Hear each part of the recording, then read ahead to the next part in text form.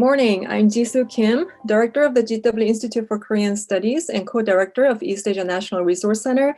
I'm also Korea Foundation Associate Professor of History, International Affairs, and East Asian Languages and Literatures.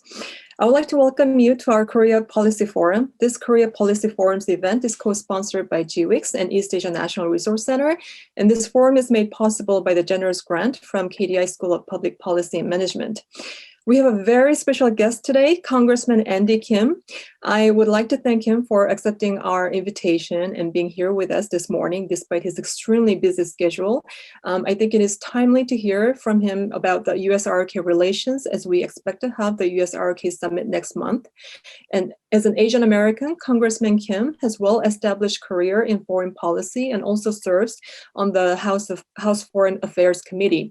It is truly our honor today to hear from him regarding the U.S. R.O.K. relations. Congressman Kim will speak about 20 minutes or so, and as a moderator, I'll ask him a few questions, and then we'll move on to take questions from our audience. We already received 12 questions in advance, and although we will probably not have enough time to cover all the questions, I'll try my best to ask as many questions as possible. So please feel free to submit your question to the Q&A box. Now, I would like to have the privilege of introducing our honorable speaker. Congressman Andy Kim was first elected to the U.S. House of Representatives in 2018. He represents the 3rd Congressional District of New Jersey, which stretches from the Delaware River to the Jersey Shore, encompassing most of Burlington County and parts of Ocean County. As a member of the House, Congressman Kim serves on the House Armed Services Committee, the House Foreign Affairs Committee, and the House Committee on Small Business. In his first term, Congressman Kim passed bills into law that help military service members and their families find economic opportunities and stop the use of harmful chemicals that impact New Jersey's water by the U.S. military. In addition, Congressman Kim has held more than 24 town halls and has helped constituents by resolving more than 4,300 issues with federal agencies. Congressman Kim grew up in South Jersey, the proud son of Korean immigrants, where he attended public K-12 schools before becoming a Rhodes Scholar. Prior to serving in the House, Congressman Kim worked as a career public servant under both Democrats and Republicans. He served at U.S. Agency for International Development, the Pentagon, the State Department, the White House National Security Council, in Afghanistan as an advisor to Generals Petraeus and Allen. He currently lives in Burlington County with his wife and 2 baby boys. Once again, it is a great honor to have him with us today. Please join me in welcoming Congressman Andy Kim. Thank you. I really appreciate the invitation to be able to come and speak, and I'm glad that we were able to make this happen. So to all of you watching, thank you so much for tuning in, and I look forward to staying in touch with you going forward. I want to start by thanking the GW Institute for Korean Studies for inviting me to speak. This is something that we know has been such an integral part to the GW life. For generations, GW has played a critical role in molding South Korean and Korean American and young leaders across the board. I have a lot of personal ties to GW. My wife is a graduate from GW Law School. And then also for me as a young State Department official in Foggy Bottom, I spent a lot of time going through the GW campus and having dialogues and discussions with a lot of the students there. So, and I know a lot of the students, listening here, current students, aspiring students, I know how much passion you have for the work that you do and trying to think about how to channel that energy that you have into real action. And I want you to know that I would like to be as helpful as I can. So let's please stay in touch and find ways to have that kind of conversation as we think about some of the big challenges that we're facing. And that's exactly what we're talking about right now. One of the biggest issues in the entire world that we face. And when we think about in terms of next steps when it comes to American global leadership, we have to think about the Korean Peninsula. We have to think about the United States' relationship to South Korea, what it means for both of the countries, what it means for the Asia Pacific region as a whole, and for the entire world. What we understand, before we go into those details, what we understand is that we are living through a period of extraordinary shifts. There is a paradigm shift moment right now occurring globally. The world that we will be emerging out of this pandemic into is going to be one that's different from the world that we socially distanced from a year ago. This is something that was already moving in that direction with the rise of renewed great power competition, but it's something that has become even stronger and something that has moved us forward in this way, in the same way that we've seen shifts before with 9/11, with the fall of the Berlin Wall. We are experiencing one of those moments where the tectonic shifts of global politics are literally taking place beneath our feet. For those of you at GW, this generational change is seen in the coming and going of new students. For me, it's been seen in my parents and my two baby boys. My parents grew up poor in South Korea. Childhoods were shaped in the wake of the Korean War. My dad and my mother both had very difficult lives, but they came to the United States to seek education and opportunities. And my father, who grew up through all that hardship, ended up getting a PhD in genetics here in America, working on trying to cure cancer and Alzheimer's. My mother got a nursing degree here and was able to serve the hospital systems of the district that I now represent. They raised me and my sister to understand the importance of our heritage, to know the challenges that they had overcome, and to allow the opportunities that we were provided. As we grew up, we saw progress in the place they once called home. South Korea, the South Korea that they were born into was very different than the one that existed when I was a young boy. And the South Korea that I looked forward to taking my two sons to one day soon is different from what I was told about and what I saw more than 3 decades ago. These changes in the economy and opportunities and perceptions and prosperity mean that 3 generations of my family living here today represent that long arc of progress and change. Now, the question before us today is, what direction does that change go from here? What will the relationship between South Korea and the United States look like when my kids are having these conversations 30 years from now? These are questions that we have agency in shaping. In fact, I believe that the actions that we are taking right now in molding the strategic relationship between our two countries in the coming months will largely define what my sons see and what their children decades from now will see into the future. When we look at how we shape the future of the relationship between our two nations, it's important to acknowledge the challenges that lie ahead for us. We are about to enter this post-COVID world. In a lot of ways, things will be very different. But for the United States and South Korea, the threat of an unstable and aggressive North Korea armed with nuclear weapons remains a constant. In a month, President Moon will sit down with President Biden to discuss the immediate challenges facing our two nations. And their immediate goal should be a clear path to long-term peace and stability on the Korean Peninsula. It should be a peace that is made more secure. It is also about the stability that it can make us stronger through a close relationship between our nations and closer cooperation between our allies in the region.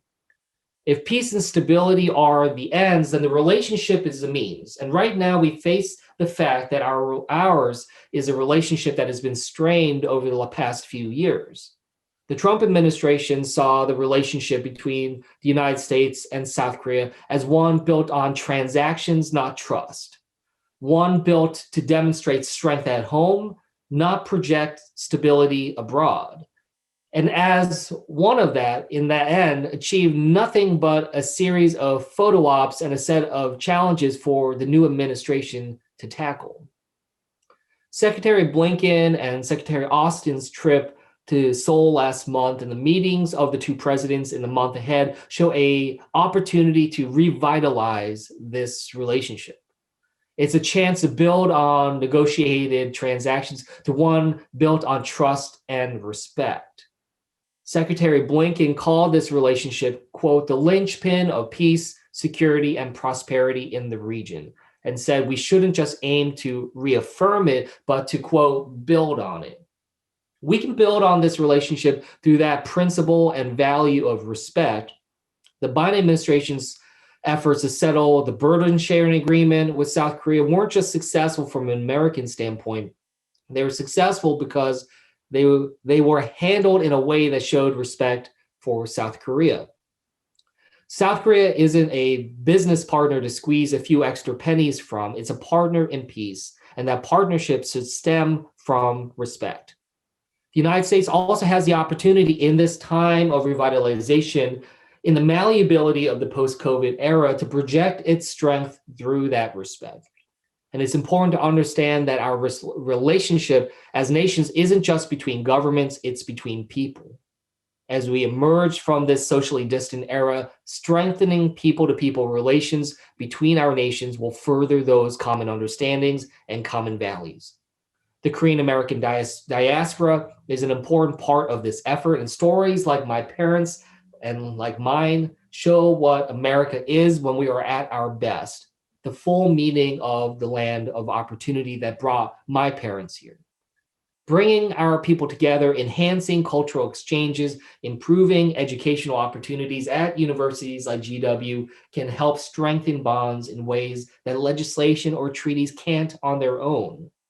Rebuilding this relationship on a foundation of respect isn't just important for the future of our two countries, but it set a template that could help us achieve that eventual goal, peace and stability in the region and across the world.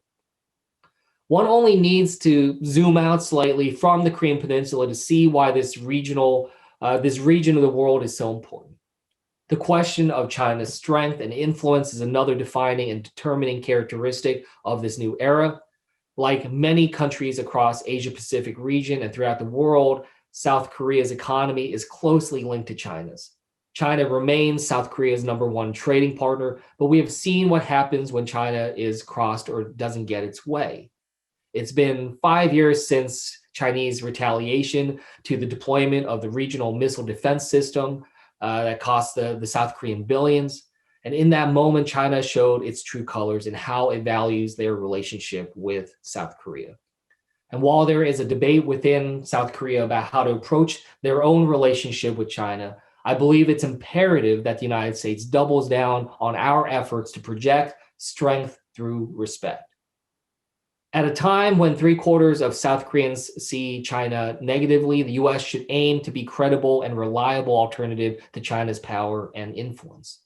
Just last week, the Senate passed a bill through the Foreign Relations Committee that would set the stage for how the United States engages with China. It provides checks against an increasingly aggressive Chinese Communist Party, but an American policy built on an arms race of punitive economic, technological, and possible military measures is not sustainable or inevitable. We must project, both in South Korea and through the rest of the world, an American alternative to that aggression and influence. And if China's approach is zero-sum with no room for dissent or disagreement, the American alternative must be respectful of the wants and needs of others.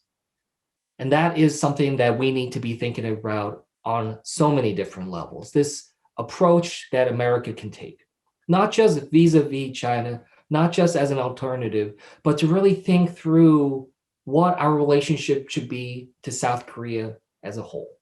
And not just look at it through the lens of South Korea's usefulness in terms of our approach to China or usefulness in an approach to North Korea, but to really see South Korea for what it is and as a true partner of the United States. And as we look ahead at the challenges of shaping this post-COVID era, of revitalizing our relationship to South Korea, of achieving these goals of long-term peace and stability, we will achieve none of them if we do not hold true to the values that we use to dictate the principles of our policy. This isn't just important for what happens outside of our borders, but right here at home. Our confrontations with North Korea or with China could very well serve to inflame and further inflame and shape anti-API feelings here in the United States. The wave of anti-API hate crimes, punctuated by the murder of 6 Asian American women in Atlanta, could only be made worse if Americans see people who look like me or my parents or my kids as the enemy. I've told this story before about how My 5-year-old son recently came home, told me about how a bigger kid kept calling him Chinese boy over and over again. My son, only 5 years old, so sweet and innocent, responded, "I'm a New Jersey boy." He didn't understand fully what was happening. He didn't understand what was occurring and why it was that someone was pointing this out and calling him Chinese boy. I don't know if he'll remember that moment when he grows up, but I do know that if we don't work to de-escalate the rhetoric and the tension, that won't be the last time he faces that kind of discrimination. I don't know how much some of the bills coming through Congress right now will help, but I do know that if we see this confrontation as an end and as inevitable, it will spill over. And again, this won't be the last moment that we face the challenges that we do. So this moment of ours to shape a better future from our kids, for our grandkids, for entire generations, we can do this when we understand that aggression and agitation and conflict isn't predestined. We can rebuild our relationship with South Korea and with so many others throughout the world on a basis of respect.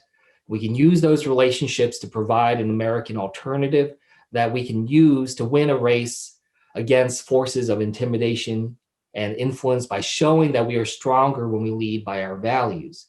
And we can provide in that a future in which our challenges can be met, our opportunities can be seized, and we can look back proud of the work that we've done. So those are just some of my thoughts about how it is that we can move forward here with relations to South Korea, the different lenses through which we look at this problem set from Congress, from the administration, from elsewhere. But I also just wanted to situate it in terms of the values as well as in terms of this broader context of what is American global leadership. What does it mean to us? And how do we try to use it as a force of good to be able to solve some of the biggest challenges that we face in the world? So with that, I'll turn it on back to the hosts, and I appreciate again the opportunity to come and speak with all of you. Thank you. Thank you so much for that, for sharing that insightful views about the U.S. R.O.K. relations, but also about your personal experiences. Thanks for sharing about your son. I'm sorry that he had to go through that experience, but this actually is something that I think, some of our questions from our audience address. So wow, I received just so many questions, so I think I would like to just jump into the questions. Sure. But I will, so first we will, question is about North Korea. So I think since we have received several questions related to North Korea, I think I will just group them into one and address them. So what is the general perception of North Korea in Congress? How supportive do you think Congress will be of a nuclear deal with North Korea that involves relieving sanctions on North Korea? So we have a question from our audience that asks about this sanction. Do you think the U.S. will offer relief from 5 extreme UN sanctions? And then one more relevant question about this DPRK's nuclear program is, do you think the idea of this is a question by Taeyeon Nam. Do you think the idea of accepting the DPRK's nuclear program, as long as they don't expand it, and restoring the DPRK's relationship with the U.S., can bring the DPRK away from China and strengthen our stance in the Pacific? Sure. Let me take those kind of one at a time here, and I'll start from big picture in terms of how Congress and how other leaders view North Korea and the problem set that's there. So what I'll say is that the challenges facing the Korean Peninsula and the challenges of North Korea in particular do not get the level of attention in Congress or, frankly, in foreign policy, national security discussions as it should. This is a situation where I feel like it ramps up every once in a while, but it has deep valleys where we are not paying attention. And that's a problem. That's a challenge because it means that oftentimes our approach to North Korea is very reactionary. that we are responding to headline news, we're responding to missile tests or other types of forms of aggression, and we're not thinking about it strategically in terms of what it is that we actually see us moving towards. What is an actual strategic vision that we can think of that we would want to pursue? And so instead, what we just see are a series of actions rather than an actual strategy in the course of how many congressional leaders and others think about North Korea. And it creates a real fragmentation in terms of how we are approaching this. This is something that I'm hoping the Biden administration and me and others can try to crystallize, work together, try to really be thoughtful about how we approach this problem set. Because right now, we have people thinking about denuclearization and other components of that, but they're thinking about it outside the actual framework and the context of what we're actually facing. They're thinking about these as isolated goals, but not actually identifying what is a viable path towards achieving that. So that kind of problem set is something that deserves and demands a sustained and strategic perspective on top of that. I will not go into it right now, but I do, that kind of issue of fragmentation and reactionary foreign policy in Congress in particular is something that we face on a number of issues. So I don't want you to think that that's only unique to the problem set of the Korean Peninsula, but I think that given how severe the challenges are on the Korean Peninsula, that this is something that we need to take and try to prioritize to fix that kind of framework of approach. When it comes to the actual sanctions and how it is that we move forward, this was the breakdown that we saw before in previous peace talks. And I do think we have to have a reaffirmation of the Singapore goals and thinking through how we can approach that. But what we recognize as well is that with the time passing and with the pandemic moving forward, as well as what we've seen as sort of in some ways a reassertion of the centralization of power in North Korea, as well as a change in power in the United States, we can't just assume that we can pick up exactly where we left off with the previous summits. So the question is what's actually on the table? What is it that we can actually viably see moving forward? And I think that's why this discussion and this summit that we'll have between President Moon and President Biden is so important in a month from now, is because we really have to have a strong understanding of what's actually on the table. President Moon was very strong in terms of being able to help deliver that kind of approach and vision to the Trump administration. And I'm hoping that he is able to come to the United States with a greater level of detail and clarity about what is still at the table. I do think that the United States should be prepared and could be prepared to be able to provide some temporary relief, whether that's through the temporary relief through sanctions or other efforts. Try to think about what it is that we are willing to do going forward to be able to achieve this, while recognizing that some of the steps that we've taken in the past, just haven't been working.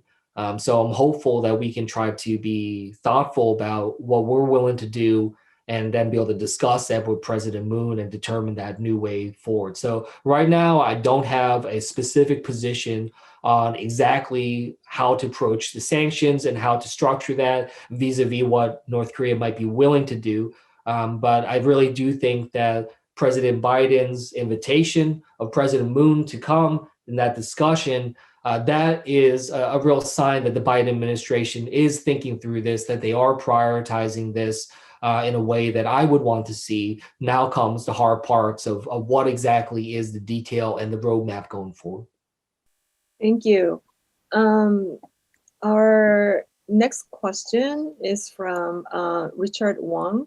So what role does the Japanese factor play in the U.S. R.O.K. relations? How will Japan's release of treated radioactive water from Fukushima affect U.S. R.O.K. relations?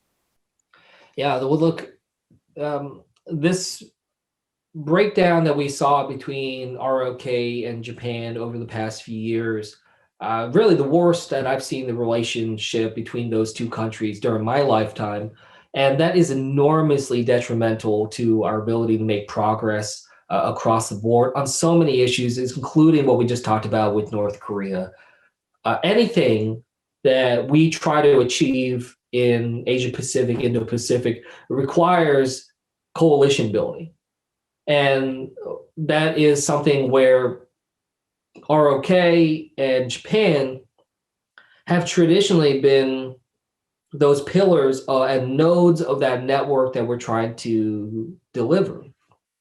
Now, if there is continued strain between these two nodes and incredibly important allies, I don't see how we can accomplish what we need to get done.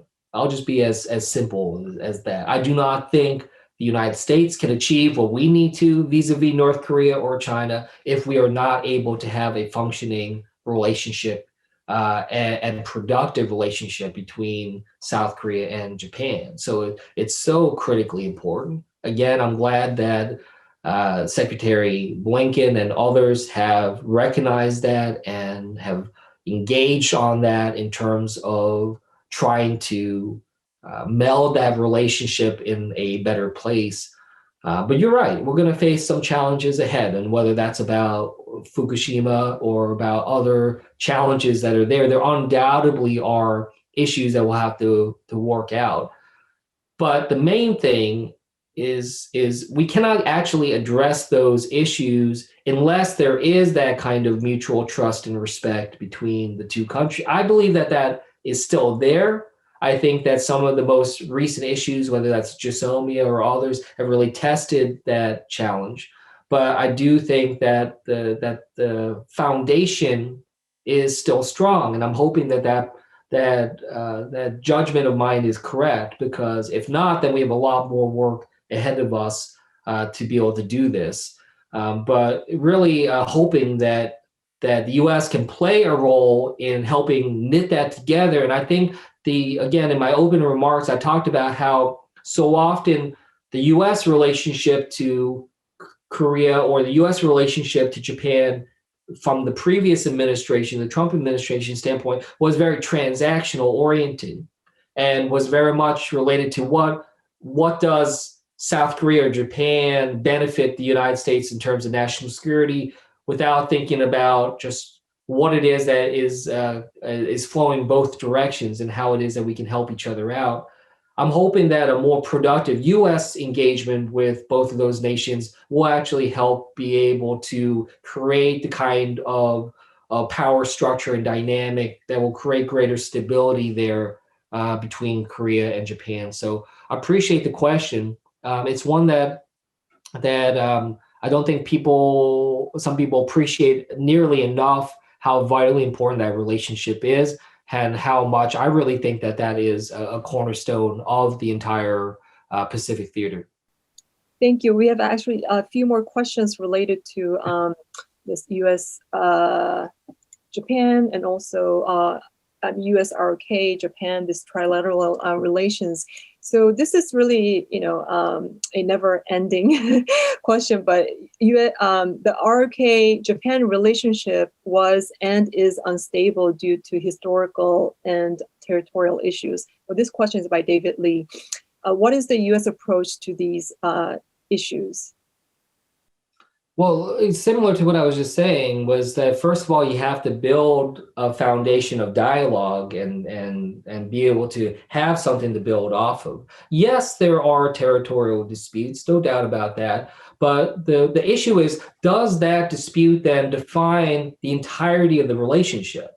And that is where we need to the U.S. can potentially play a role, is that there are literally disputes between every single nation in the world about different issues. And I don't say that to minimize anything, but I say that to say that if we only focus on the areas of disagreement and define entire relationships based off of that could potentially be something that overlooks or overshadows the beneficial aspects of these relationships or partnerships that we agree upon.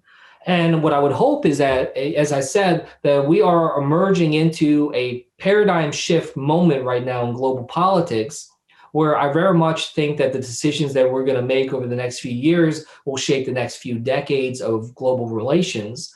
Now, the question is, what kind of footing do we want as we step into this uncharted territory? And what I would hope is that South Korea and Japan recognize that they are really going to be at the epicenter of some of the most tense and difficult challenges that we will face for the foreseeable future, as the relationship between the United States and China will really become one of the preeminent questions for the next half century. I would hope that that uncertainty about what comes next puts the perspective into both South Korea and Japan about where it is that we need to focus in on, and that we cannot define our relationships to one another solely through disputes and disagreements, but it has to be a push and pull between cooperation and competition for us to be able to achieve. If we solely define it off of competition, we will lose. So that's that kind of perspective is one that I tried to put in place. The United States can play roles in terms of being able to help shape the incentive structures as well as risk calculus for different approaches and different perspectives that are there. And I'm hoping and seeing already how we can try to play those types of efforts. We can try to reduce the risks for cooperation while incentivizing the kind of collaboration that we think will be productive, not just for us, but for many of our allies and partners in the region. And I think that there's a couple of things we're trying to do on the national security side and others between the United States, Korea, ROK, and Japan that are trying to do that kind of calculus and trying to set up that kind of incentive structure and risk calibration. Thank you. I would like to ask, actually, we have our colleague, Professor Greg Brzezinski, who views and who have stated in the past in one of our events that the historical revisionism in Japan actually endangers U.S. security in the region. What do you think about that perspective? Oh, look, I'm happy to engage on that more. I without knowing the details of the argument that's being made, and without further context, not a whole lot I can add right now. But I'm happy to engage with that in further detail. But I don't like to kind of shoot from the hip, so I'd have to kind of dig into a little deeper on that one at a later point. Okay, thank you. So just one more question. So I think there's a question that asks China component here. So he said by Mia Tanaka from Kyoto News Agency, both Japan and South Korea have close economic ties with China, but their approaches to China are diverging. Do you think it will be possible for US, South Korea, and Japan to take a coordinated approach to counter China? What do you think the Biden administration is specifically expecting from South Korea in its role to advance a free and open Indo-Pacific concept?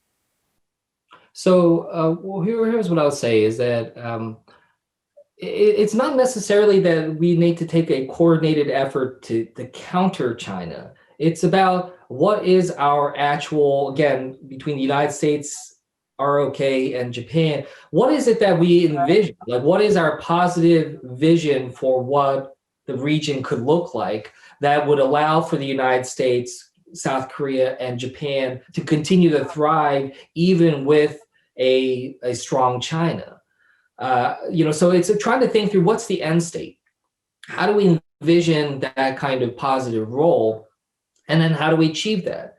Not all of that has to be about posturing vis-a-vis China. And I think that's what I was trying to remark on in the opening statements is that, for instance, I don't want us to get to a point where we think about this emerging world that we're engaging into, this paradigm, as some sort of new neo-Cold War or this kind of Cold War 2.0. It doesn't have to be that way. The U.S. relationship to China does not necessarily mean that this is just sort of a redux of great power competition that we've seen before. I think that this is a place where if the United States does what we need to do to invest in our own innovation, invest in our own technology and our own infrastructure and jobs, do some of the things that we're trying to do, if we help our partners do the same, if we build the kind of economies and trade and innovation efforts that we need to between us, that can go a long way for us to be able to accomplish what we need. We don't need to do everything that we do in response or in reaction to what we think China might be doing. And that's what I mean by not defining everything off of a potential confrontational characteristic of a global order. And so I want us to be thinking about that. And I think if we frame it that way, I see ways in which we can have that kind of broader engagement. You know, Korea, as I said, the largest trade partner is China.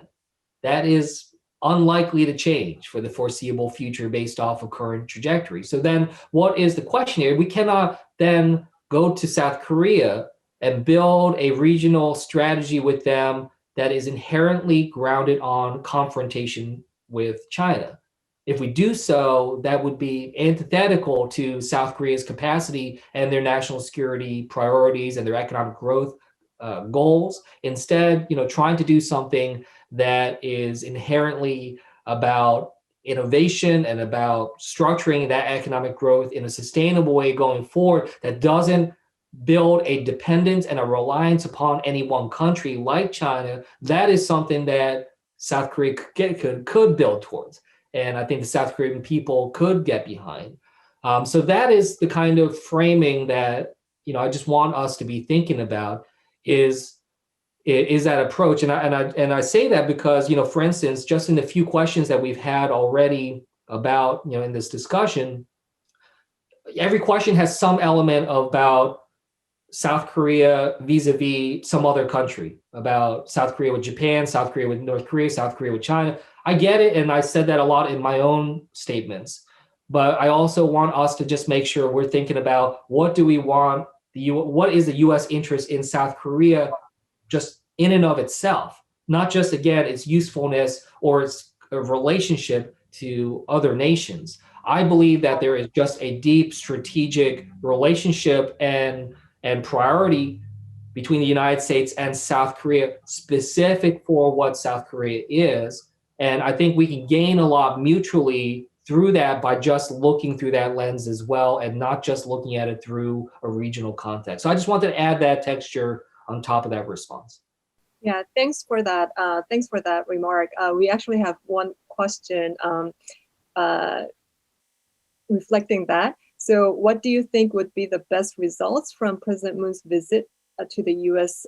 In a month? So I guess what would be the best outcome from this summit?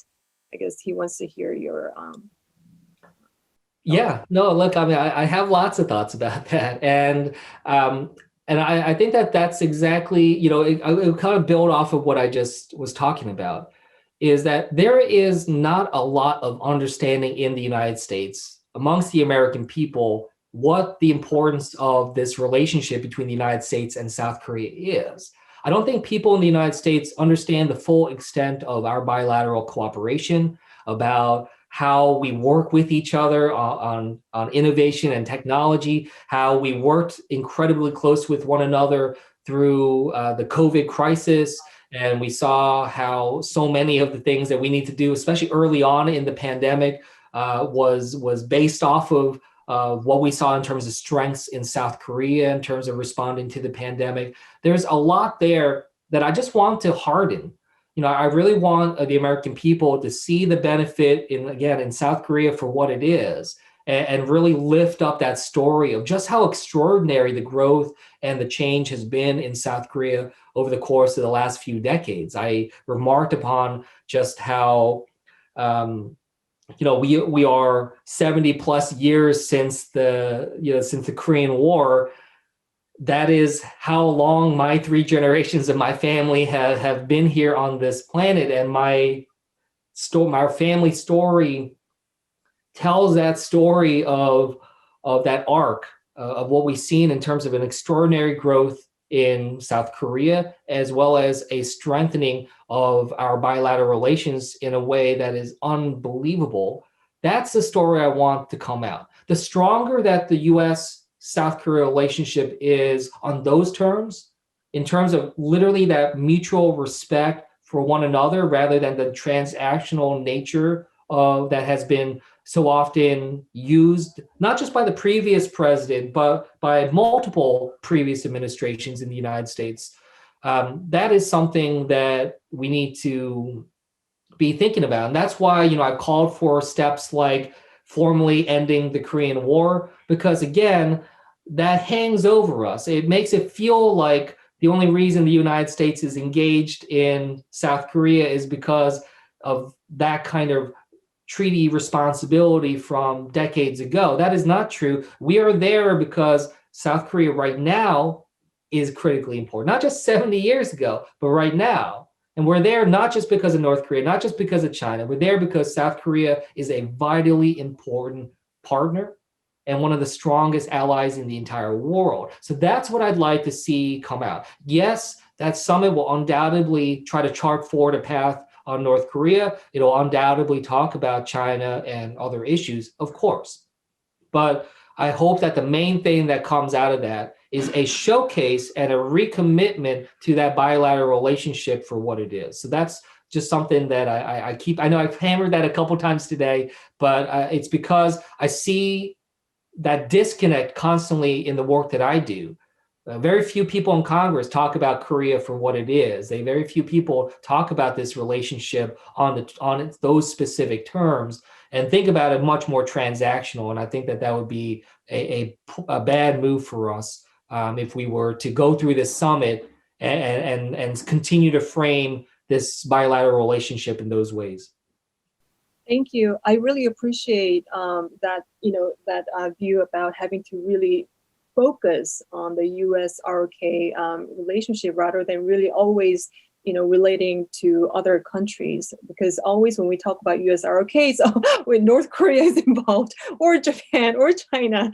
And so I really appreciate that approach, and we need to really shift the framework here. I know our Congressman Kim only had 45 minutes with us today. I think we need to ask our final question. So our final question is from Michael Che Kim, and also it will be my question.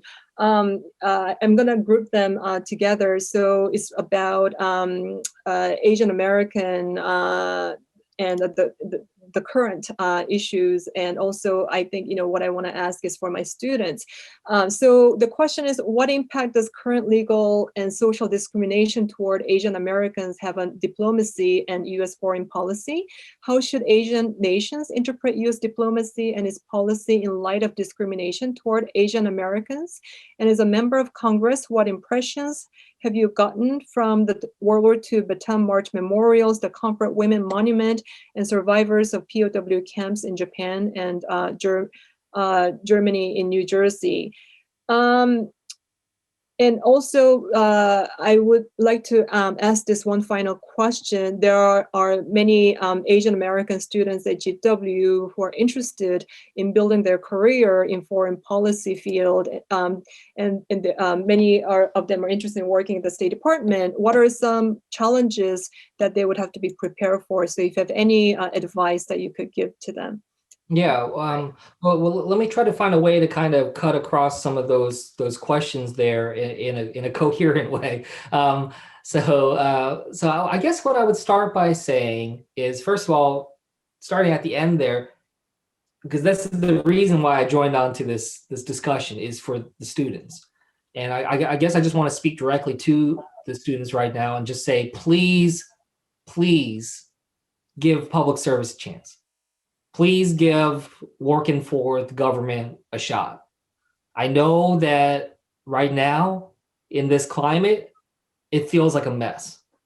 Honestly, I get it. And I work in a very difficult, challenging environment in Congress every single day. But when I was at the State Department, one of my early bosses used a line where he said, "You don't have good government unless you have good people working in government." And that line has just stuck with me over and over and over again. And I want to pass it along to you, because I think what it helped me understand, and I hope it helps you understand, is that it empowered me to feel like I can make a difference. It taught me that government isn't just this giant machine of like cogs and wheels and gears turning, which it sounds like sometimes. It feels like this monstrosity of a bureaucracy that, what difference can any single person make, in government? And when you live and work in an environment like that, it makes you feel like you don't have agency, you don't have impact. But what I want you to know is that individuals matter, that you can make a big difference, and that your actions can and will be critically important if you do serve. Now, service isn't just about government work, so I'm not going to discount all this other stuff that's out there. But again, I just think we need to have, in this new era of global politics, a renewed interest in civic life and the responsibilities of the citizen and public service. I got interested in working in foreign policy for one reason, which is that I was a sophomore in college when 9/11 happened. So I happened to be a student when the last big shift in global politics occurred 20 years ago. You all are students right now during this new global shift in tectonic plates that's going to define the next era.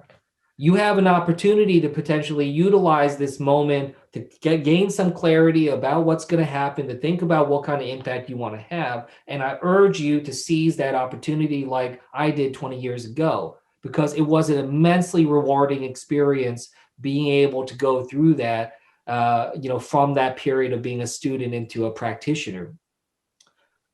We especially need to make sure that we are addressing this issue about who and how can we represent this country. I'll end on this. When I was at the State Department, some of you might have heard me reflect on this before. When I was at the State Department, I had top secret security clearance. I worked on Iraq and Afghanistan, some of the biggest challenges that we faced. But I was personally received a letter banning me from working on Korea issues at the State Department. And I share that with you because it showcases the challenges that we face, which is that our country often says that diversity is our strength, that we're proud of this diversity. Yeah, what I read in that letter from the State Department telling me I'm banned from working on Korea, and this was like shocking to me because I wasn't even applying to work on a job on Korea. This was just, they proactively and preemptively just wanted to, have a shot across the bow to just kind of discourage me from ever thinking about it. Is that for me, I felt like my loyalty was being questioned. I felt like I was being disrespected, and honestly, it made me feel like I can't ever be seen as 100% American. And that was painful. And what's important, though, is that we do not allow that to be the last word. I refuse to let that letter telling me I'm banned from working on Korea to be the last word. I wanted to persist and show that, and defy that letter, show that, in fact, I am American. And I have every bit as much right to work on any issue related to America as anybody else in this country. And I think it's important that we showcase that, and that we find the ways to be able to engage. You don't have good government unless you have good people working in government. You don't have good policies unless you have good, honest, earnest people working in government that are trying to look at this from the perspective of a nation rather than personal interest and benefit. And we need you to step up and do so and showcase what American diversity truly is that it's a strength, not a threat. It's an opportunity, not something we should be concerned with, and recognize that. And that is how we move forward. We face a lot of challenges as an API community. And look, no single thing that we can do right now, no law that I can pass is going to fix that all. But if we collectively each just try to find a way to push that forward a little bit further, we're going to be able to get greater progress. So, for me, this is very immensely personal because like I want my 5-year-old and my 3-year-old baby boys to grow up in a world that doesn't question their Americanness, doesn't hang over them this constant sense of foreignness. Do I think it's 100% achievable? No. I mean, I think that there's always going to be a battle towards that element and a fight for that. But it's a noble cause and it's an honorable effort that I think all of us can recommit ourselves to. So I know that was kind of a higher level discussion about those different issues, but I wanted to end on this note of empowerment, that you can make a difference. And I want to work with you all. I want to stay in touch with you all. I want to find ways that we can engage this.